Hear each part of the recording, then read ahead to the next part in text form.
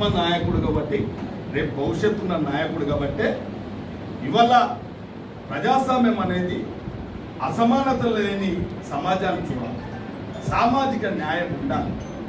ఎవరికి అధికారం వస్తే మీరందరికి తెలుసు కదా, మీకు ఈ దేశాన్ని స్వాతంత్రం వచ్చినప్పటి నుండి 2% ఉన్నోళ్ళు భారతదేశాన్ని పరిపాలించారు, 7% ఉన్నోళ్ళు ఆంధ్రప్రదేశ్ని పరిపాలించారు, 0.5 ఉన్నోళ్ళు తెలంగాణను విచ్చలవిడిగా పరిపాలించారు. అంటే సమాజంలో ఎంత అసమానత ఉన్నదో, అసమానత నెలకొల్పబడి ఉందో చూడండి. రాహుల్ గాంధీ గారు ఒక సాహసోపేతమైన నిర్ణయం తీసుకొని కామారెడ్డి డిక్లరేషన్, ఈ తెలంగాణ రాష్ట్రంలో కాంగ్రెస్ పార్టీ అధికారంలో రాబోతుంది, ఎవరు ఏమనుకున్నా, ఎవరెన్ని అడ్డంకులు పెట్టినా, తెలంగాణ ఏ విధంగా అయితే ఇచ్చినామో 42% ఇచ్చి తీర్థము తెలంగాణ అని చెప్పి గంటపలంగా వారు కామారెడ్డి డిక్లరేషన్ చేయడం జరిగింది. దానికి అనుకూలంగా ఇవాళ ఈ రాష్ట్రంలో ఒక ప్రజాస్వామ్య ప్రభుత్వం ఏర్పాటు చేసి ప్రజలందరికీ నిజంగా గాంధీ కుటుంబాన్ని నమ్ముతారు కాబట్టి, నిజంగా ఎన్నో ఏళ్ళ పోరాటం, బీసీల పోరాటం మన అందరూ తెలుసు.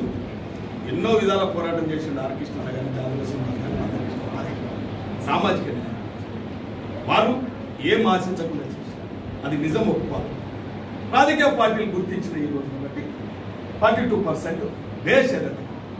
ఇలా రాష్ట్రంలో ఒక రైతు బిడ్డ, ఒక అగ్రవర్ణాలకు సంబంధించిన సామాజిక పెద్ద అగ్రవర్ణాల సామాజిక వర్గాలకు సంబంధించిన ముఖ్యమంత్రి అయినా ఏ ఒక్క రోజు లేట్ చేయకుండా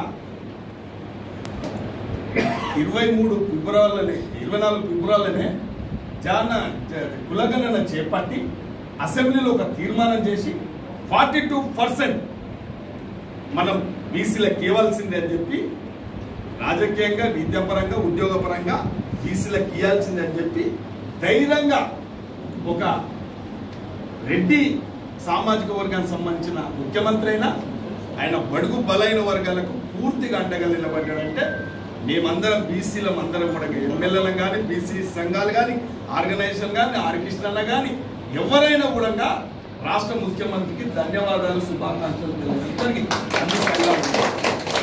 ఇవాళ